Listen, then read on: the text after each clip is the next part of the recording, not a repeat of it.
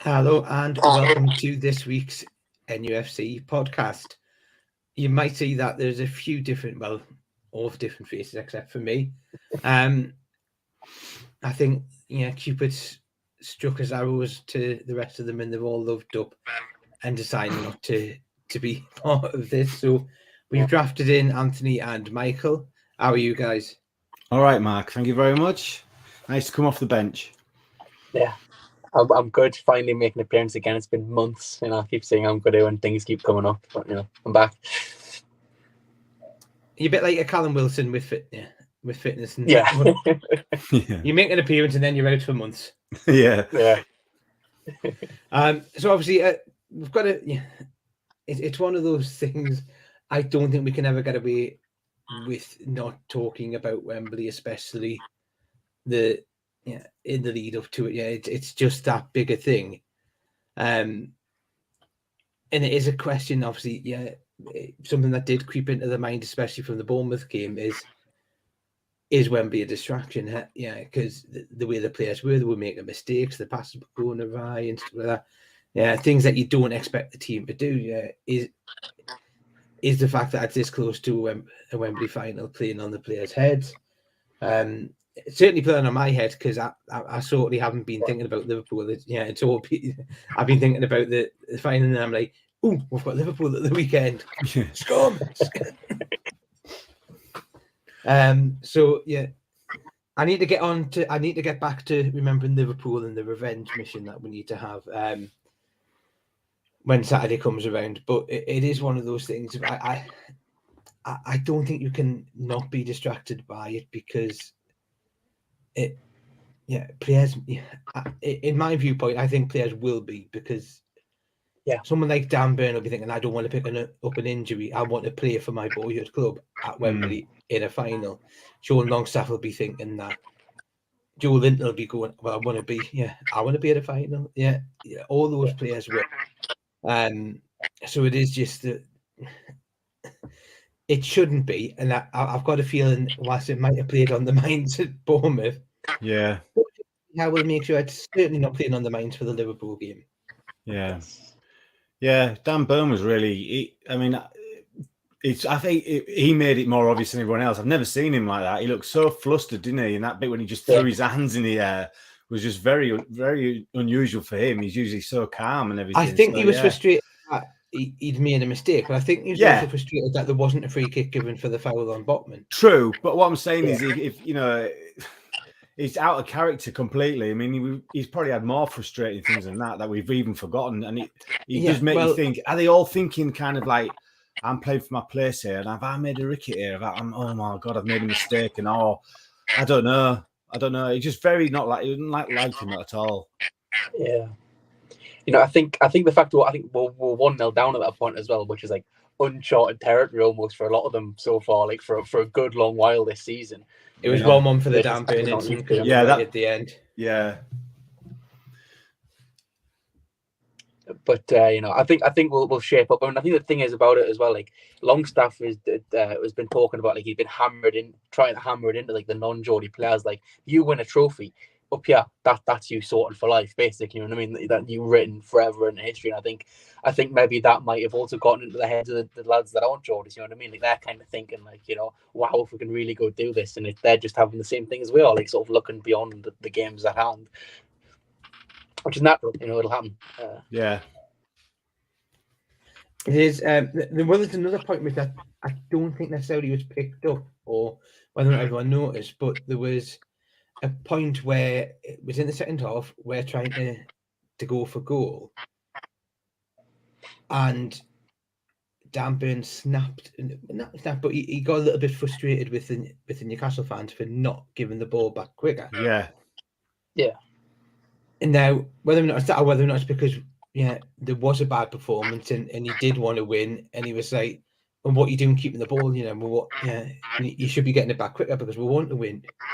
So it's.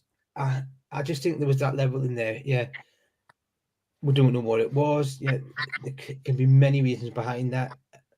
I still think one of the other things is probably the same thing which goes to the West Ham game also. We didn't have another striker on the bench. Yeah. So whilst at West Ham it was Isak who was out, with a concussion. This week it was Wilson, and I think that's another issue as well because you're not able to bring anyone else off. Yeah, obviously Willock came off really with an injury, but I thought that actually improved it. I thought we looked better when it ended up with Anthony Gordon coming on. Sorry, Mark. Yeah, if you're watching. Yeah. No, I mean, that's what I mean about Danny. It's very unusual for him. He's usually he's such an affable fella, really, and he just didn't. Yeah. I mean, maybe there's something else going on, but like we've just said, really, it's got to be a distraction, hasn't it? No matter what Eddie tries to do. Yeah. They must be thinking about it all the time. Thinking I don't want to get injured. I don't want to get a card. I don't want to. I got to play well because I know, if he's ruthless, he might drop me. So what? I mean. Yeah, it's got to be a distraction, hasn't it? Oh, and we'll see on Saturday, won't we? How much of a distraction it is. Yeah, hopefully they want blood after the game at Anfield. I think, and I know I do. I could do with giving Liverpool a proper battering, but both of them. I'm hoping someone hides the forward officials board. Yeah, additional time board. Yeah. I mean, unfortunately, they were playing. I mean, Everton didn't play very well, but they've come into a tiny run of form, haven't they? So, but no doubt we'll cover that later. But time will tell with that one. Well, the problem is, Liverpool got a lucky first goal. In reality, when you look at the fact that it was a howler from Jurassic Park. In there. And I don't think Sean Dyche would have been happy with that performance. Whether or not that gives them a boost, I don't know. Whether or not it maybe gives them a little bit of sort of like overconfidence in that sense. Yeah. You look at that. I mean, the midfield. When you look at the midfield, if that's the midfield that he, let's say, goes with. It's a poor. Yeah. Are we assuming that Willock's going to be out? I think so because I think Willock said, or somebody said he'd been playing with a knock for a couple of weeks already. So I think he probably want to, even if he could theoretically play out, still say giving him the week for the cup, like giving him an extra week for the cup finals, probably is the way to go. I could see how doing that. Right. Which is a bit of a nightmare because Willock has been fucking phenomenal this season. He has, but I think the change of formation sort of helped. It probably won't against Liverpool because Liverpool aren't going to play the way that that you're going to see Bournemouth play because Bournemouth were just being quite defensive, especially when they got their early goal. Liverpool aren't going to do that. They're not going to come to St James's Park. Now that's probably going to help us because we like to do that. I'd say that helps us a lot. Yeah. I'd love to start Anthony Gordon just because he's an Evertonian and he'll probably hate Liverpool. I was just having a quick look through the pictures again, just in my memory, because I'm going, I don't think I remember seeing Joe Willock, and I certainly didn't see Callum Wilson, but that doesn't necessarily mean that they haven't been training because we all know what Eddie Howe's like. Miggy was training, as was St Maximin. So that looks a good sign on that. Whether or not I want St Maximin to start a different matter on that one. We'll move away from obviously the Wembley distraction because otherwise that'll be distracting us from the other distraction of the distraction.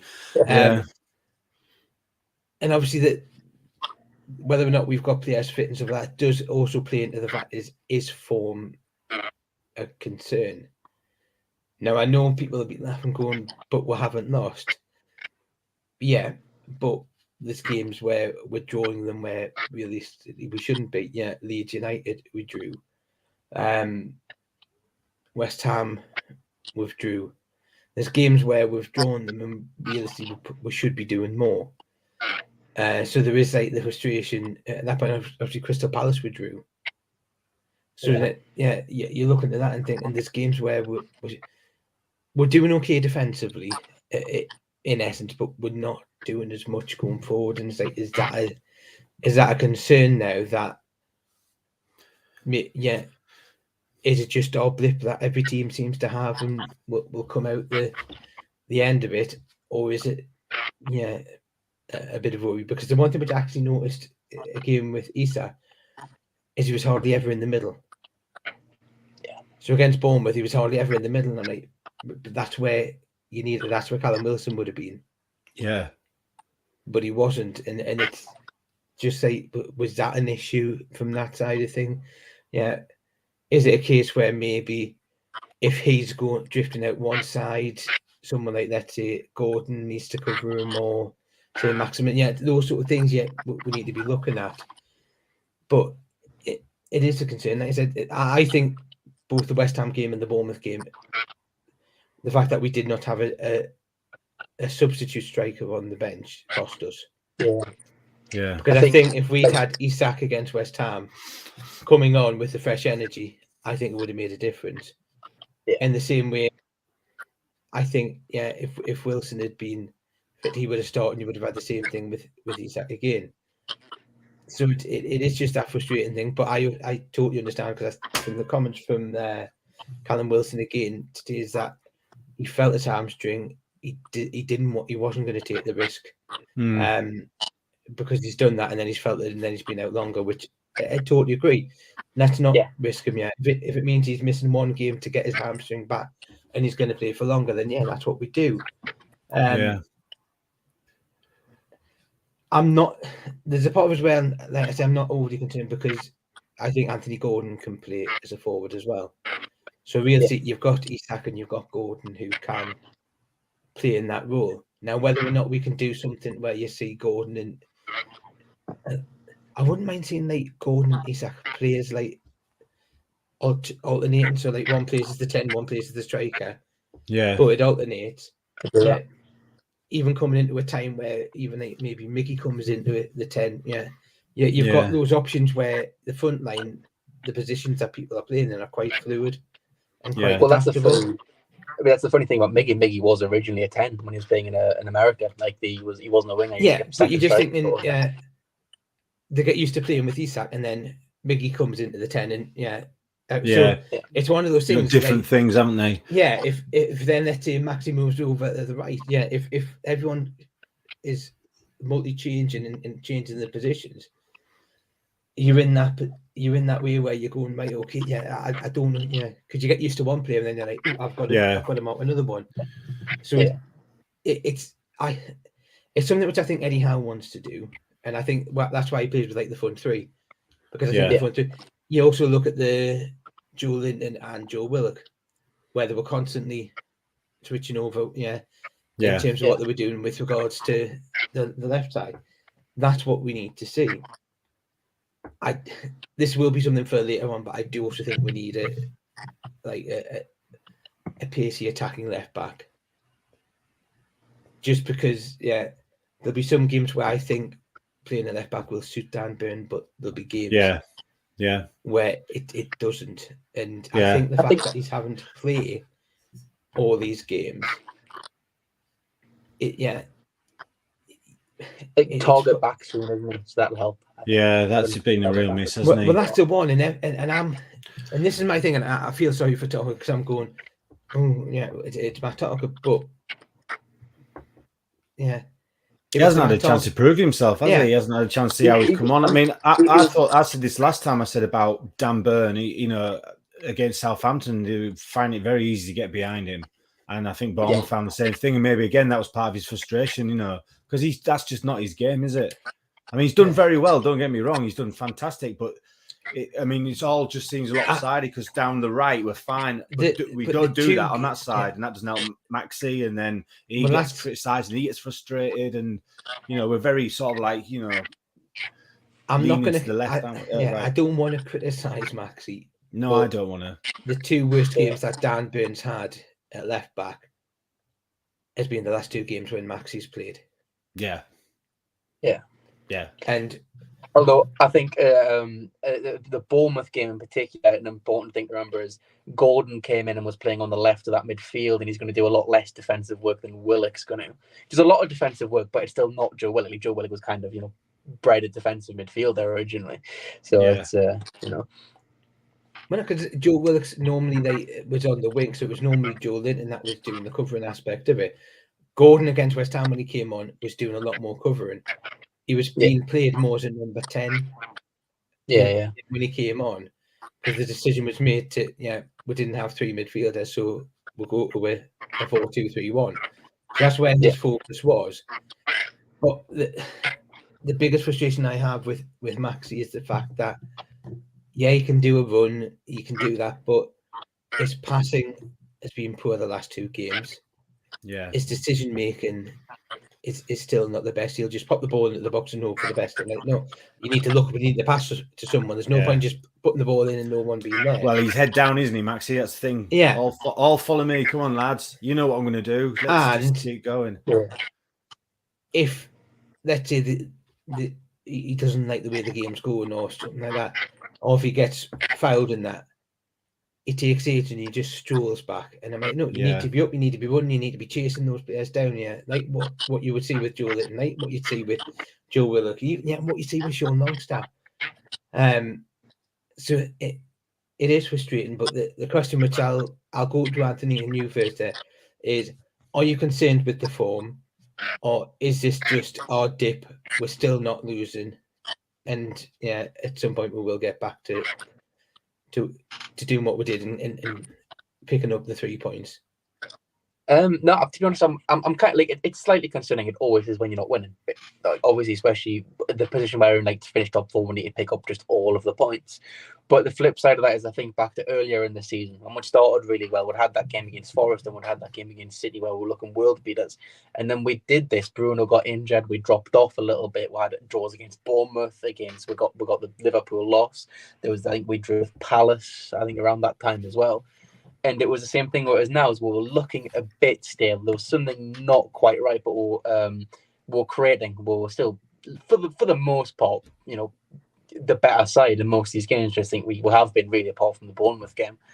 And in fact, we had that game against Fulham where it just clicked and the ball just started hitting the back of the net. And I think that's just going to, eventually that will happen again. Whether that happens sooner or later, who can tell? But I think Kev Lawson did a good thread on Twitter that, as sort of usual, looking at like the attacking stats, that we're not scoring, but we're still creating loads. It's just luck. It's almost just like our luck's dried up essentially, and it'll come back, I think, eventually. Just an update for anyone who's watching, it is Arsenal 1, Man City 1, and it's now half time. It was a penalty scored by Bukayo Saka.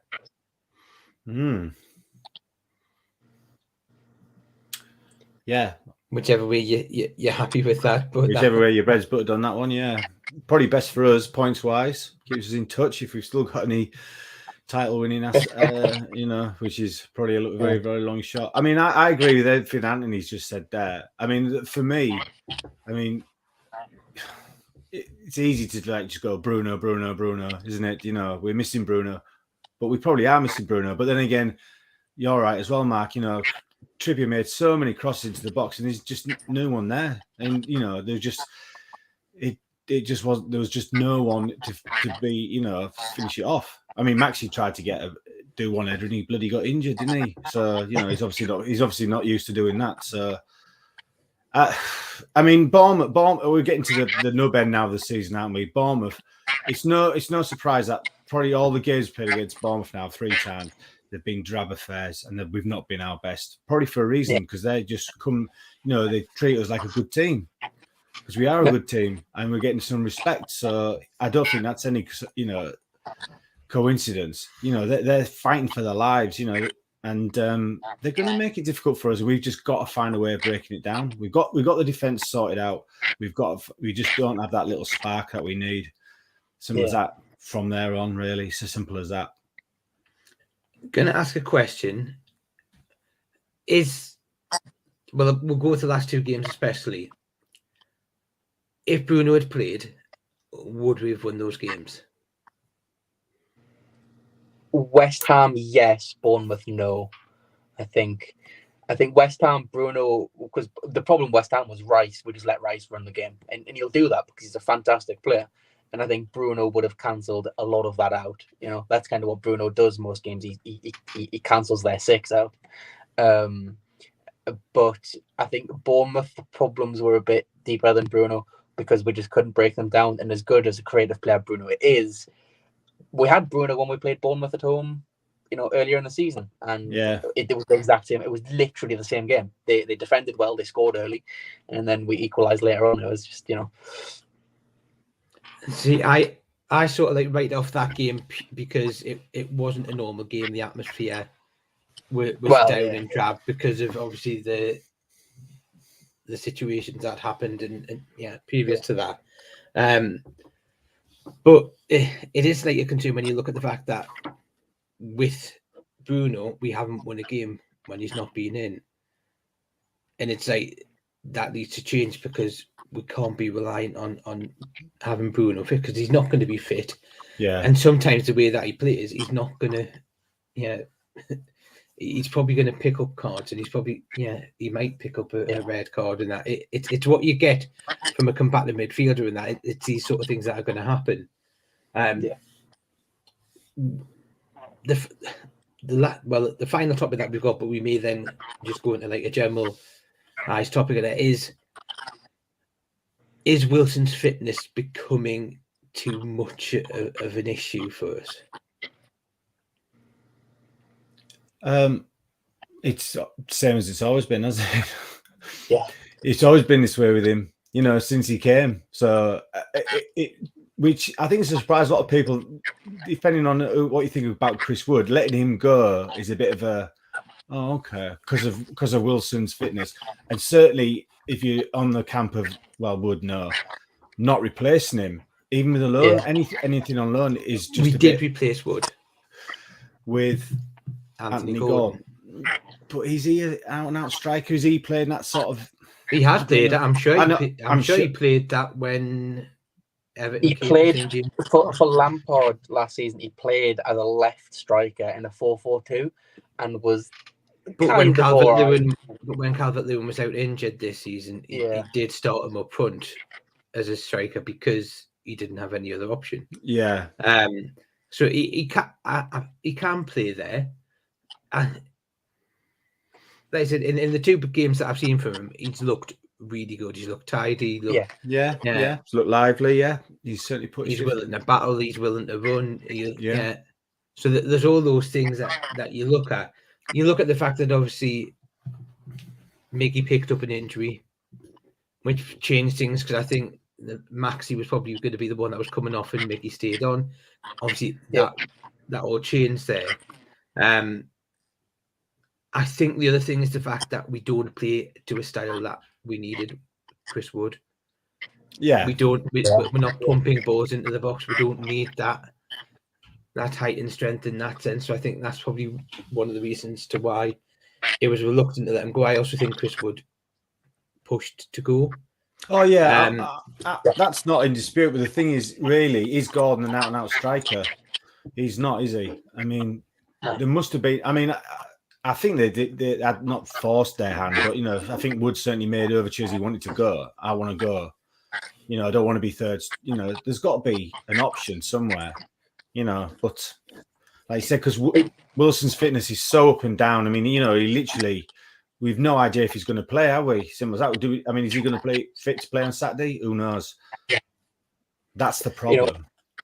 Well, this is the question. Come the summer, would you be looking to go, right, okay, we need to try and bring in a striker of like a Callum Wilson type mode in terms of like how they play? They come in as either first or second choice, and Callum Wilson drops out to third choice because of the fact that we can't really be reliant on his fitness and his injuries. He's still there to rotate, so there'll still be games where he'll play, but not as many.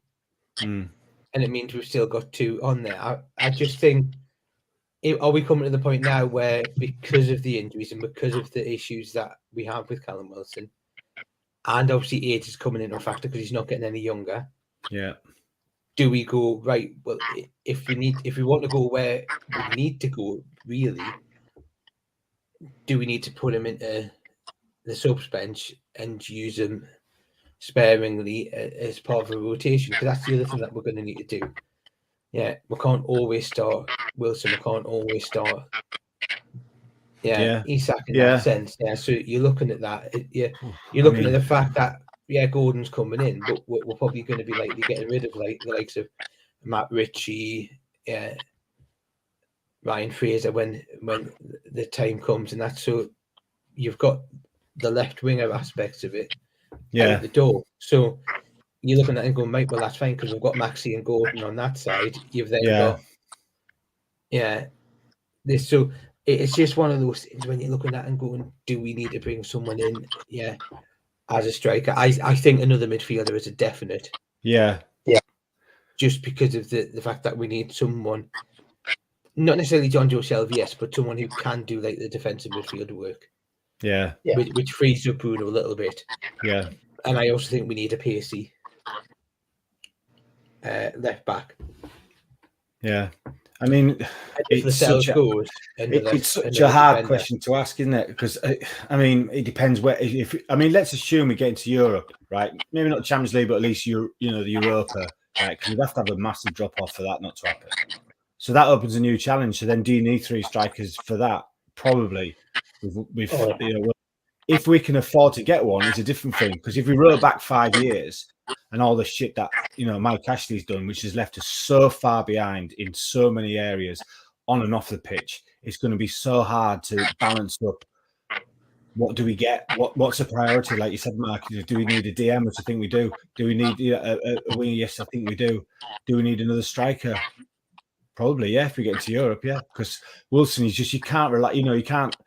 I'm not that bothered about a winger because I think we've got someone in Bielsa. Now, do we look at someone who can come in and play as a number 6, or do we maybe look at someone like a James Maddison to come in and try and move Longstaff to that role as a number 6? Yeah, because it's not too bad. So trying to look at it that way, maybe have like a Bruno Longstaff partnership because they seem to work together. So you're looking at that. Is that an option? Yeah, I mean, he's certainly someone who unlocks the team, won't he? Wilson, going back to Wilson, he's one of those where he doesn't do much in the game, and then all of a sudden he just gets a goal from nothing. I remember, was it the Forest game? Wasn't it the first one where I don't think he touched the bloody ball and he just gets in, bang, it's in the back of the net. He's terrific. I mean, if he could stay fit, it would be. Then I would say probably not, but we just can't rely on his fitness, and it must be frustrating as hell for him because it's frustrating as hell for us because we know he can do it. And he's actually only a young lad, isn't he? I mean, it's that thing in army. I think Isak would be better suited to the European football game. Yeah. Probably. Yeah. So you start Isak in the Europa or whatever games, and you've got someone like Wilson or someone like another Danny. Well, I would say Danny Ings, but Danny Ings is just a walking. But he's only just gone to thing. See, I thought he was a good option for how much he was. We'll get Mitrovic back. Well, he won't be cheap, will he? So Ivan Toney wouldn't be cheap, and all the old boys, none of them would be cheap. If Ivan Toney's still playing by then, yeah, that's true. There is that. I mean, we were in for that Brazilian kid, weren't we, out of Flamengo, and he's from what I've heard looks fucking unbelievable. But again, he's a kid. He's like I think exactly. He's 20 years old. We're looking at that, like what we did with Harrison Ashby. He's come in to like developing that, and that's what we're looking at. But as a midfielder, to be honest, I'm not adverse to bringing in a young defensive midfielder to learn from, and maybe bring in because we've lost Shelby, bring in someone like even a Maddison type player. Because a Maddison type player can play the role that Willock does. Yeah. So you've got that aspect of there. I'm trying to rack my brains. I know it's there's so many possibilities, isn't on there? On the left back, I think is it Alfonso Davis. Yeah. He'd cost so much money because he's like buying Starboy, and he's like he's getting into the FFP, isn't it? Which we're obviously trying to stay on the good side of. Yeah, no, but if it was something, but someone like that type of player is what ideally you'd want. Yeah, having a defensive midfielder who can just sit there to potentially make it a 3 at the back, but then on the left back front there was that Croatian lad from the World Cup. But God, he plays in Germany. I can't remember his name. He looks really good. 22-year-old, 23-year-old. There will be options, and I'm sure it's something that Dan Ash was looking at. But I just think, because I've always said, the one thing that's missing is a Kieran Trippier at left back. Yeah, do you know, like that's type where you've got the ability where if we're attacking, Miggy and Maximin are going in, but then you've got your right back and your left back able to overlap. Yeah. And then they can make the decision when they're running in, do they then pass it out of there? And it's difficult for defenders because they're like, well, am I marking him or am I going to have to go and mark him who's doing the overlap and getting the balls into the box? And I think it's sort of those things that we're missing in that aspect of it. But I do agree. I think we're getting to the point where we can't rely on Wilson as our out-and-out main striker, because I don't think his injury record is sufficient enough. No, not. I mean, like I say, if we get into Europe, can you imagine we're playing in Europe and we're playing the FA Cup, and he's actually playing all the time because Wilson's still out and he's injured. Then he picks up an injury. And as we've seen, is a player that can pick up pretty naughty injuries as well. So it's like, Yeah, not like he ever goes limping off, is it? It's just like he's just suddenly not available. You're like, well, unfortunately, the only other time that he was out was because he had got a knock to the head and was concussed. Yeah, and whether or not it was full concussion or not, they decided they were going to play by the protocols. We're going to fair enough on the safe. Exactly. So we did want it to be done on that one, but I just think Isak's also quite young, and sometimes it takes time to adapt to the Premier League. Yeah. I actually think good. He hasn't been bad, he has been for the most part really good. There's one part I just don't think Mitrovic is an Eddie Howe type of player. He's a bastard, which helps. He's a right bruiser, isn't he? So I wouldn't say no to if that was an option of bringing him back. I certainly wouldn't say no, because I think I would. I wouldn't because I love so many chances. I mean, I remember one. I can't remember who it was. West Ham first game of the season. West Ham, him and Perez. They must have had 8 chances between them. And he's a different player now, though. But the majority of the time he was being coached by Steve McLaren. Well, true. Yeah, don't get me wrong, but I mean, it's a no from me. He looks a completely different player at Fulham, and that's just the part where you're going, why not? Bring that, because you imagine him with the likes of Bruno, Willock, Joe Linton, Gordon, Maxi, Miggy, those sort of players. Trippier. You imagine a Trippier ball going into Mitrovic. That's what I was just about to say. Like those like set piece routines would do. Imagine having Mitrovic in there to just causing pure chaos. Which is basically like a 5-star upgrade on Chris Wood. Yeah. No, because he's that type of player. He's got that build. He's got the height. Maybe he's better now. I mean, maybe he has improved, but he was so frustrating when he was with us. He was so frustrating. Oh, he was, but I just think at that point he was still quite young. In his mind, he was still probably immature in certain things, and he didn't want to do what Rafa wanted. Yeah. What's he now? He's 3rd top scorer in the league at the minute, isn't he? And he blitzed the championship goal scoring record. Oh yeah, he absolutely 10 goals. He ruined the championship goal scoring. But I just think also, if he's doing that and if he's getting those results with a side like Fulham, which they're good, but they are very good. You then look at like the players that we've got, and you're going, well, who really would you swap at Fulham for ours? And you're like, well, none really. I'd take Palhinha, the defensive midfielder. He's He's fucking good. But yeah, but do you know what I mean? Like, there's not like a lot where you'd go, oh well, swap him for him, and that's Yeah. There is just that, but I do think, you probably picked up something like a Mitrovic type mold. That sort of player, I think, probably would be something where you'd look at it and go, let's look at that. He'd be happy to come back by sounds of it. I think he still loves the place, so I don't think it'd be much of a stretch to try and persuade him if they did want him, but I can't see it. No, well, that's the one thing. Well, if Fulham are staying where they are at the minute, they're going to need him because they're going to have European football as well. He won't be cheap. Exactly. But I just think something in that type of mould, he's good with the ball. He can score goals, but he's also got that strength and that presence. Yeah, like Callum Wilson, but fitter. Harry Kane. Yeah. Do you know? And I know people say this, but I wouldn't be. I wouldn't be getting overly excited if that.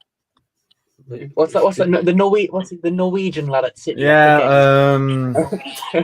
Funny, that guy, yeah. Haaland, someone, that's him, that lad. He hasn't really done. He's young, but he hasn't done too well. We might be able to get him for a very low fee. Yeah. Well, that's the thing, isn't it? It's affording it. It is, but it is just those things where you look at and you go, we do need that type. I just think we need that sort of player in that, who can be that, as you said, that bastard up front. Yeah. We've got that in Gordon now. I think you've probably got that a little bit in Bruno and probably Joe Linton. And probably Botman for that matter. I think Botman's probably one of those, can be a little bit of a dick if he wants. Yeah. From that side, it's someone who's not averse to the dark arts, really. It's an awkward situation because there's you look at it, really there isn't that many strikers going. Like there's top teams that are like suffering because they don't. Look at Chelsea, right? Chelsea's big problem is they don't actually have a striker. Like and these it doesn't help when they're buying about 600 midfielders. They haven't bought a striker. Like the City, it took City so long to get a striker, and they got two great ones in the same window. Yeah. But who Mudryk? Okay, we'll sign him. Who Enzo Fernandez? We'll sign him. No, we'll sign We're asking for him. He'll do. What's his name? No one knows. Well, him anyway. We'll have him. Yeah, I mean, if you throw enough mud at the wall, some of it will stick. So we won't go into that. Yeah. What was it? They're in Arsenal are on a deal to sign Gatorade. Yeah, we'll sign him as well. Yeah. But it is just those things, and you're like,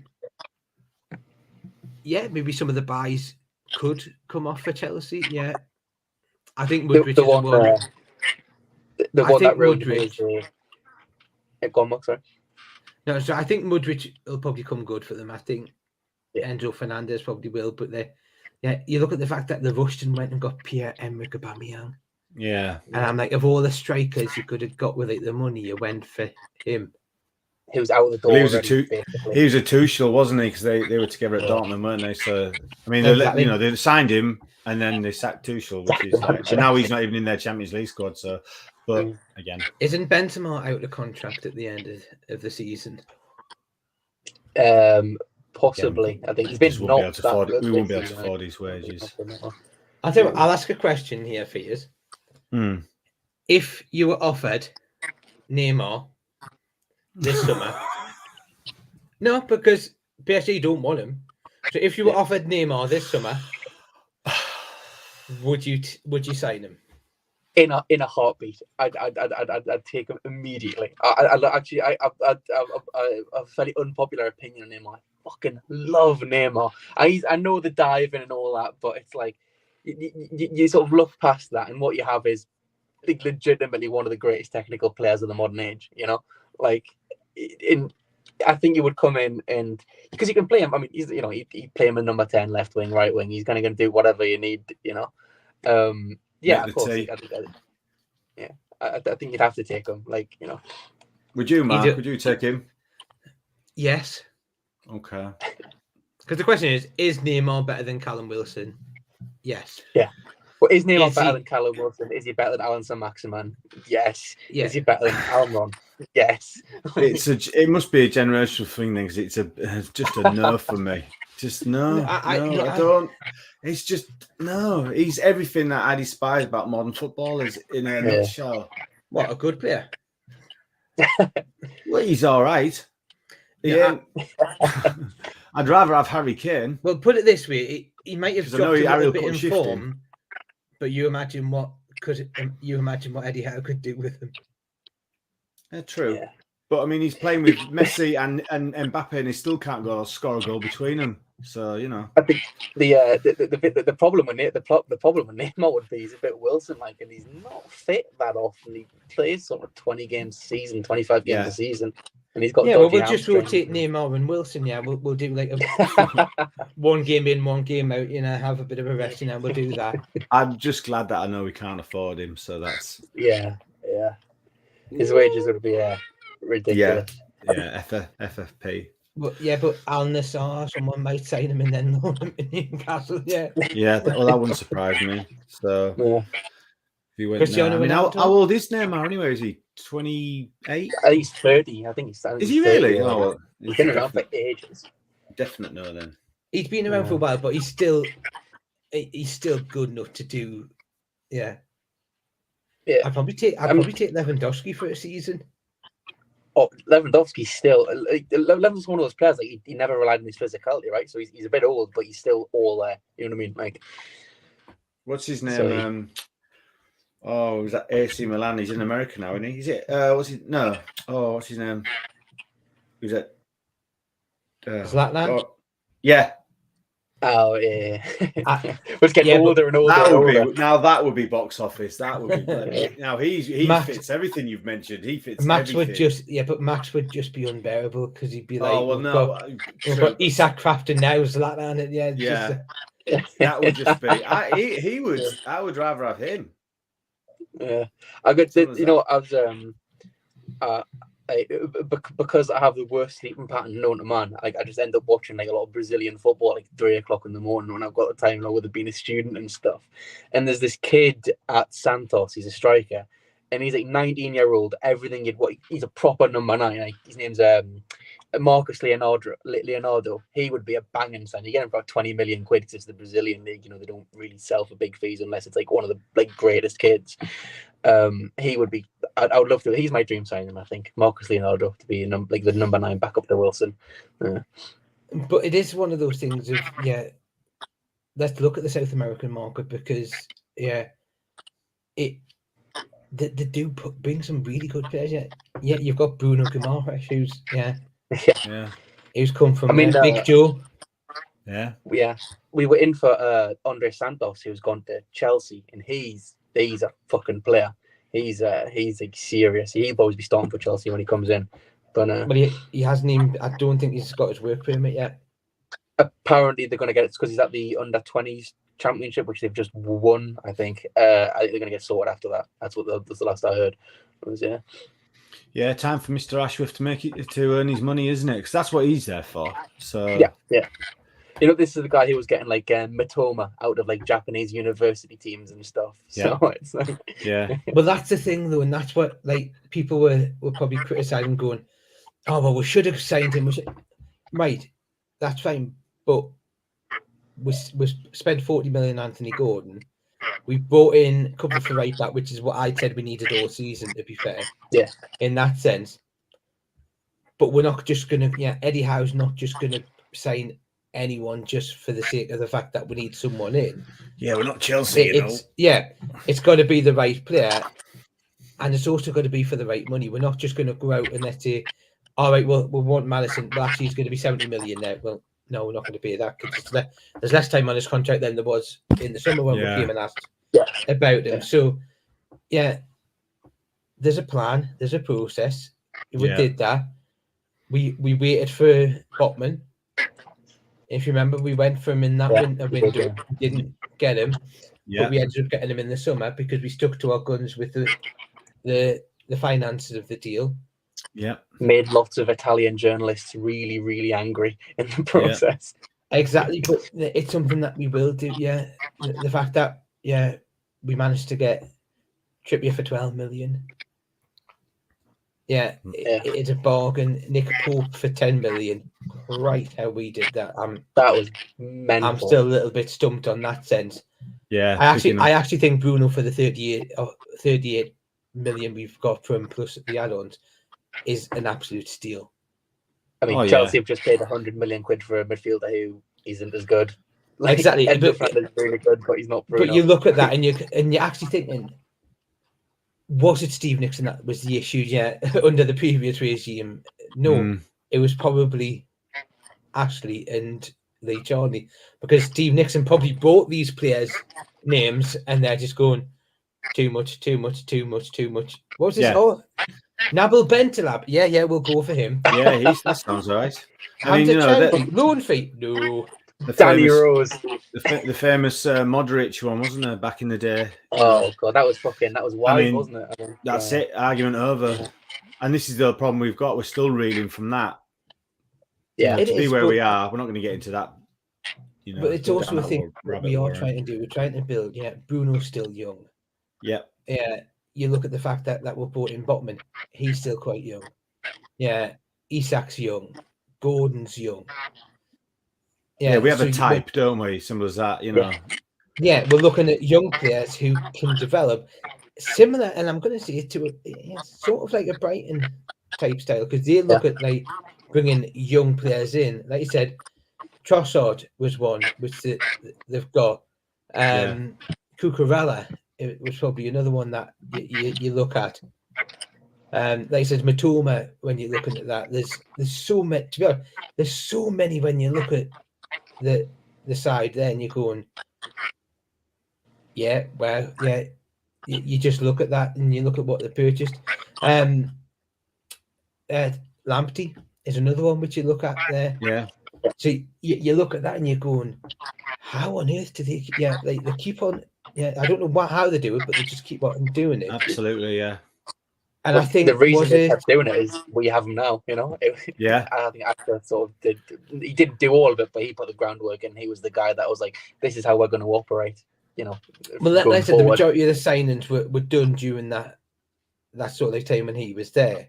Yeah. When you're looking at that, I'm just trying to find a name because it's completely slipped my mind, and I'm like, who is it? What, for Brighton? Yeah.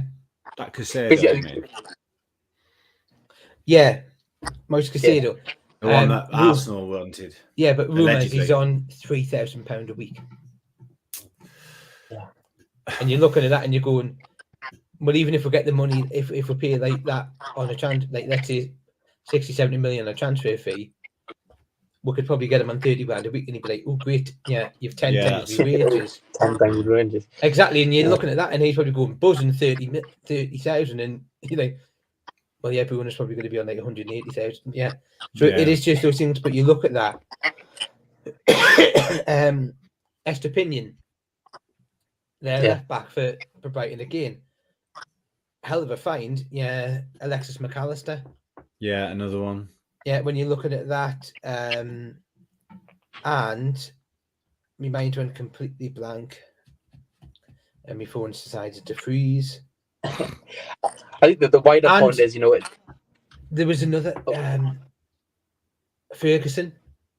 Oh, yeah, that young lad, the 18-year-old, yeah. When you're looking at that, and you're looking at that like Ferguson, Lamptey. When you look at that, so you just look at those and you're going, and they say Matoma, Matoma's just, and you're going, right, and that hasn't cost them money. They haven't spent like awful amounts of money, but they do, and that's what Dan Ash was probably going to look at to do. Right, because we need lad from West Ham, isn't it? Yeah. Harrison Ashby's a perfect bit of business. £3 million. He can come in, he can learn from Trippier, and hopefully take over. The best. Yeah, absolutely. And that's a £3 million purchase that we've done.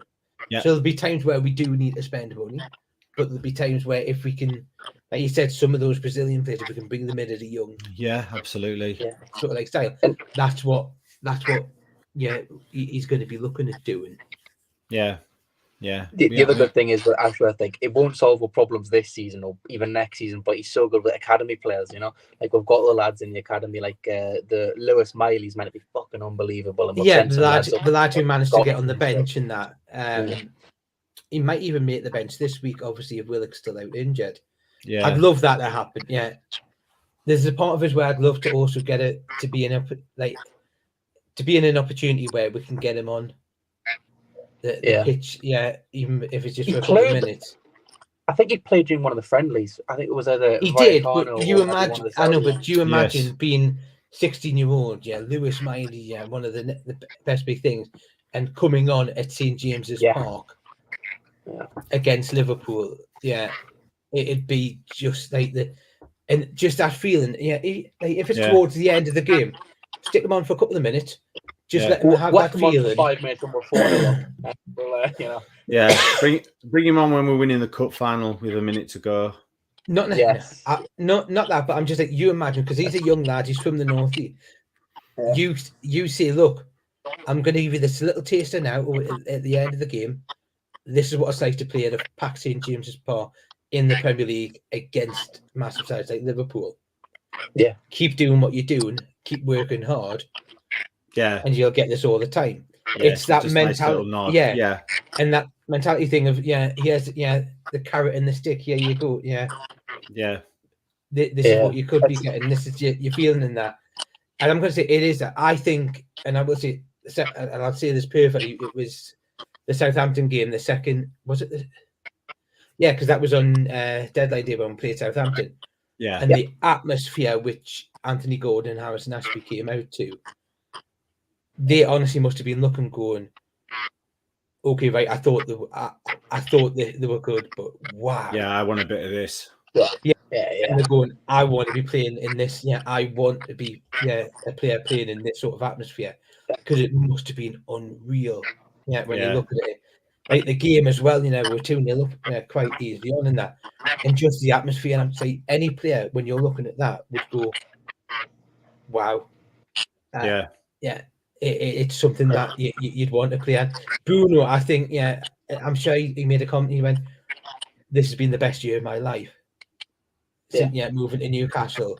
I was tearing up with that. I was like, don't, you're gonna set us off here, Bruno. But it is just like that. Players fall in love when they come here. Yeah. Warren Barton is a prime example. He still adores Newcastle. And he's not from the area. And he hasn't played with Worth for ages. But he fell in love with the place when he came here. And Ginola's the exact same, Rob Elliott did, right? He's now like director of football at Gateshead because he loved the Northeast. He was like, I'm in love with it. Yeah. Andy Woodman, when he was up here as coach, he said, look, Newcastle is, people get the wrong opinion. It is gorgeous. Yeah. It's such a nice place to live up here, and the people are so friendly. In that sense, people just fall in love with the place. Yeah. You can't, but not. Yeah. I think Mickey does. I think Mickey, even as Mick, but Bruno's wife was like, I just love it. Yeah, like they absolutely. Yeah. When the only thing that they don't like is a bit cold. Well, yeah, we can't do anything about that. I know. What we'll do just as a little wrap up and a little bit of fun, we'll go back to Wembley because we've got off the distraction. We're going to get back onto the distraction now. I haven't stopped thinking about anything else since we've been talking. It's a bit of a sore point in terms of those who do and those who don't have tickets. And right, that's it. I'm going. Done. No. So finish. I want to stay away from that because the fact is, what's done is done. Whoever's got the tickets have got them. Whoever hasn't. That's all right for you to say, isn't it? Yeah. It's my reward for the Ashley years. Your reward for the Ashley era, did you just say? Yeah. Fucking hell, you don't know your fucking bottom. Jesus Christ. Well, what about man in the Aussie Idealist era? Wait, what about people like me who knew nothing but the Ashley era? It's the first time I've ever seen what good in my life. Well, no, but go on anyway. Go on. What I was just going to ask is, what's your plans? Like, what have you planned to do for? We'll call it the Wembley weekend because we all know that is what it is. It's not a trip down to Wembley for a day. You know, the George are like, no, we'll do this properly.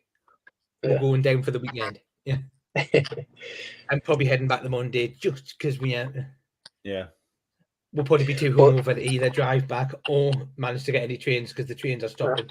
And obviously, LNER also, I think they put out a post last week saying that there are no more bookings available for the Saturday or the Sunday. They are full. Those trains are going to be fucking mental. They're going to be packed. It's going to be like you're going to be squeezing past 16 like burly blokes just to go into the toilet. Yeah. Piles of cans on all the tables. Which is why I'm travelling down on the Friday. Yeah. Well, I'm lucky as that I live here already, so I don't have to bother with trains now and just tube nightmare that is. Have you got a ticket, Anthony? I don't. No, I've got a couple of friends who do, but I missed out. That sounds a familiar pattern, doesn't it?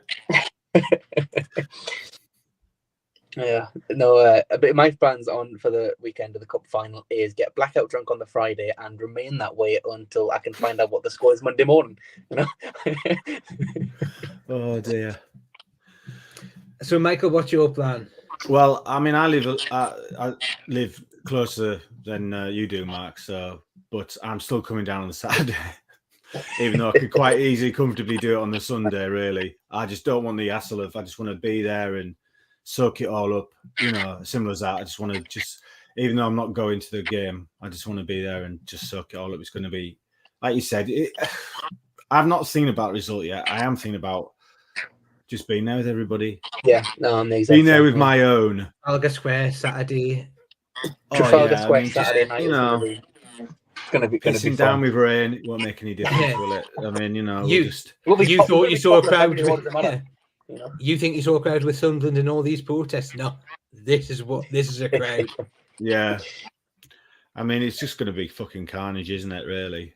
I mean, they'll be so fucking sick. There'll probably be a couple of Newcastle fans trying to knock on the gate of Downing Street with Richie going, "Oh, Richie, come on. Jason, I've got a smoke bomb for you, come on."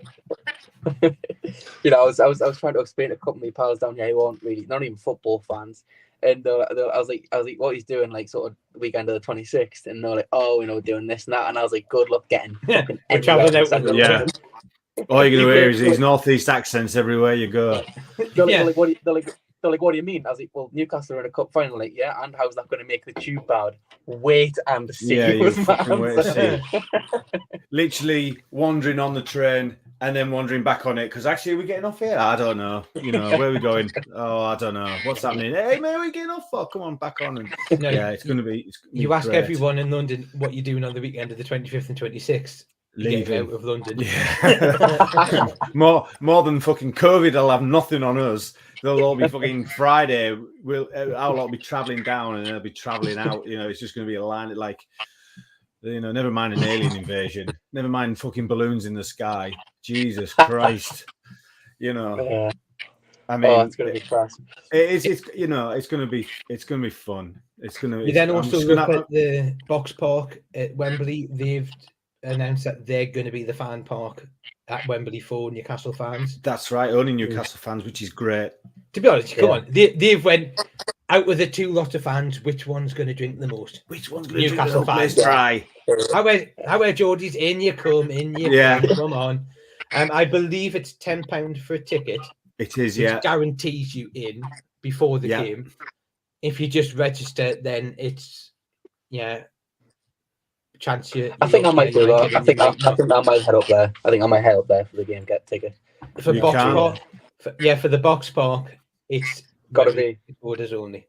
Yeah, I think what they're. You got to show you do that. You do that for England games as well, Anthony. So I think the reason why they've done that before you get in. Yeah, I think the reason why they've done that is to try and avoid the chaos that happened in the Euro 2020 final, where more people converged on Wembley than should have.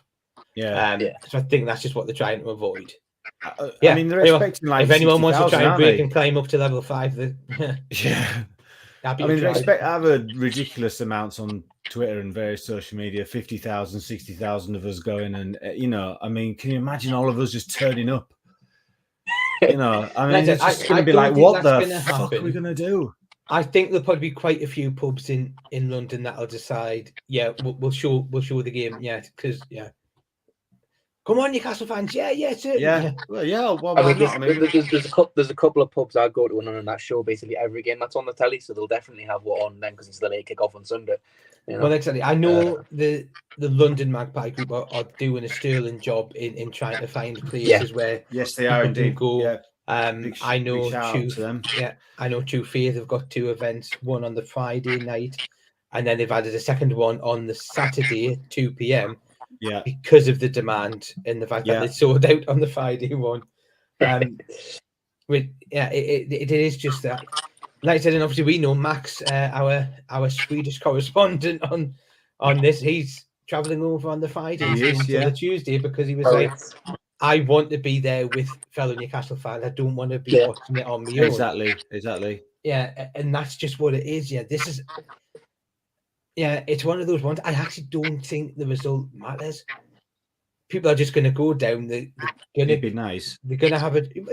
But it's one of those things. If I'm not thinking of the result now, I just think as a weekend to be at a cup final is that's like up there. Because it's like it's a 24-year occurrence, isn't it? I mean, like I said to you before, I'll be 75 the next time we get to a fucking final. Right? Well, that's the thing. I mean, cup final was 1999 against Manchester United. It was. I literally wasn't born the last time we were in a cup. I couldn't go because my first son was born then. That's why I didn't go. In '98, I didn't go for a different reason. That was not down to me. That was the other thing which I just wanted is another story, but to pick up on is there seems to be a little bit of bashing at War Flags for accepting money from Newcastle United. This is not. Is there? No. Yeah, and I'm going to say I do not believe this is a slippery slope of them just taking money from Newcastle because that's not how they want to be. The club approached like they approached War Flags and said, "Look, we want one heck of a display for Wembley. We know that you can organise this because we've seen what you did at the Arsenal game. We'll give you the funds if you I mean, you do the organise." That's where I think it's come. I think it's more of a partnership aspect, and they've went, "Look, come on, War Flag." For 2 reasons. One, very short space of time for War Flags to try and do any fundraising events on it. Yes. And two, I think the club wants to do something. Exactly. And I think the club wants to do something, but logistics may have proven that. So they've worked together, and that's all it is for this one.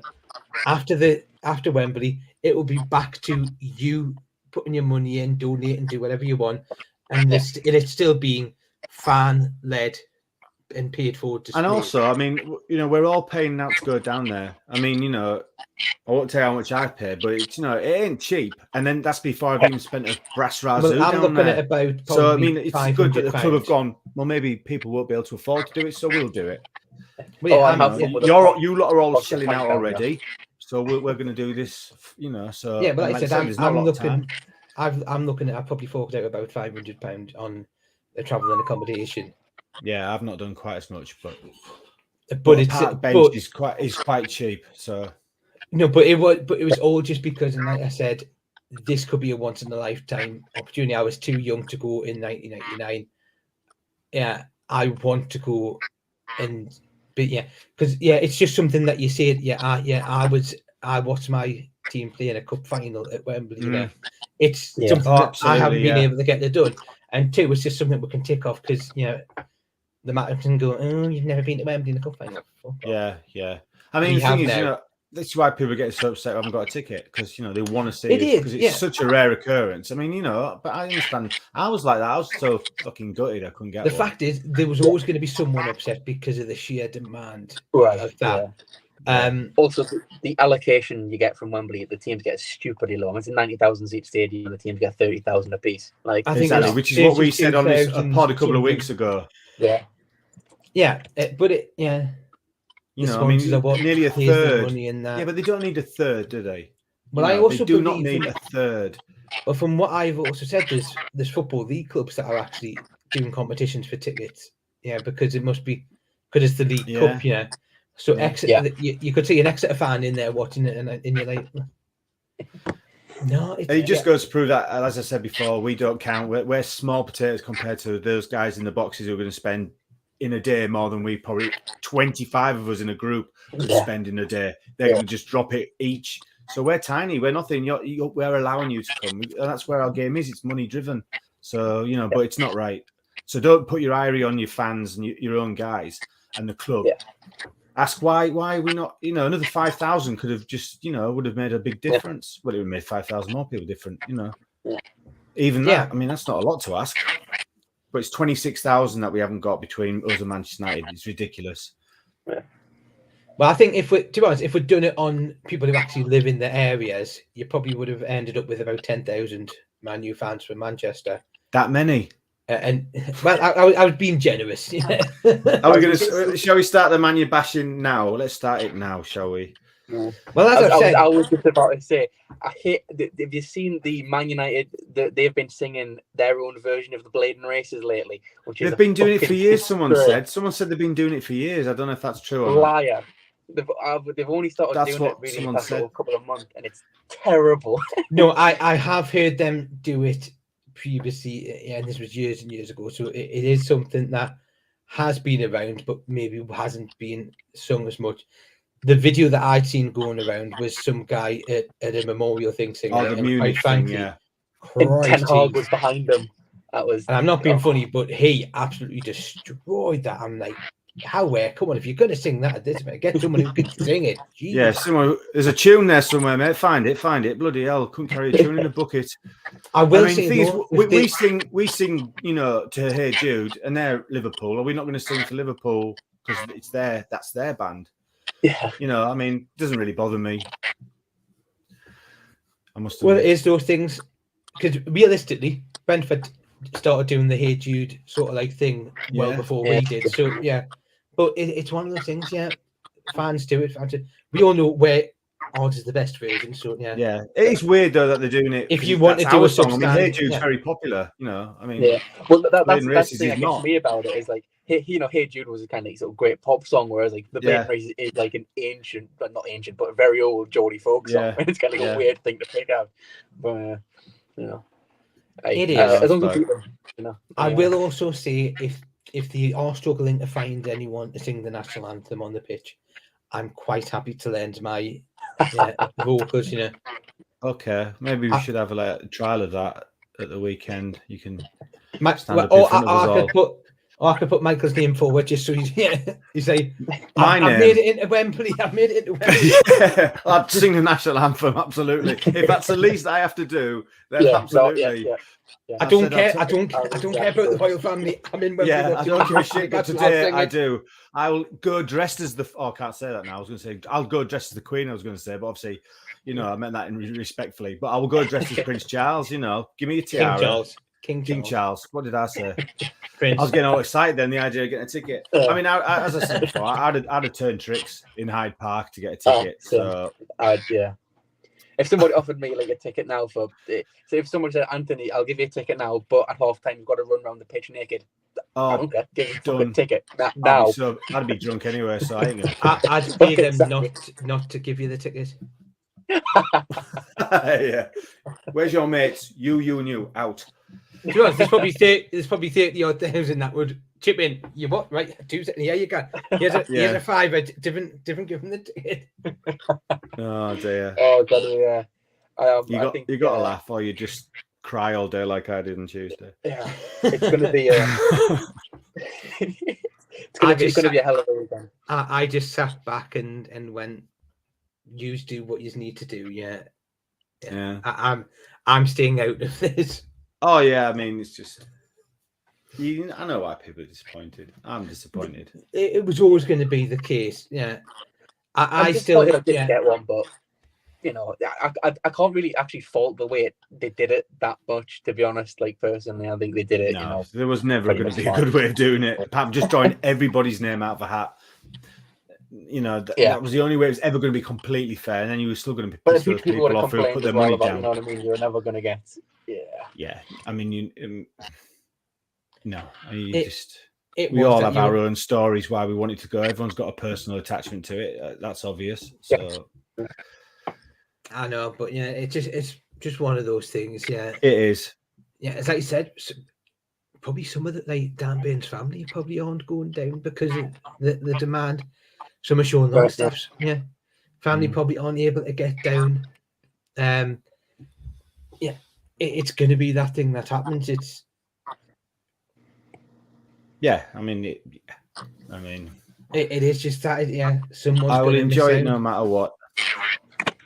Oh yeah, it's like unlike Arsenal are not enjoying this game because they're losing 3-1 now. So yeah, gone over a bit. At least if Arsenal bottle the title this season, we're not the biggest bottlers in Premier League history anymore. No, that's true. That's true. That is very I don't think they were ever 12 points ahead though, were they? I think they were 9 or 10 at one point. Yeah, they were 10 like points 10 at one with 2 point. games They were. Yeah, something. Another low that I remember very, very well. Yeah. Well, we'll end it there, and we'll see you on Friday for the look ahead / preview to the Liverpool game. So see you all then, and good night.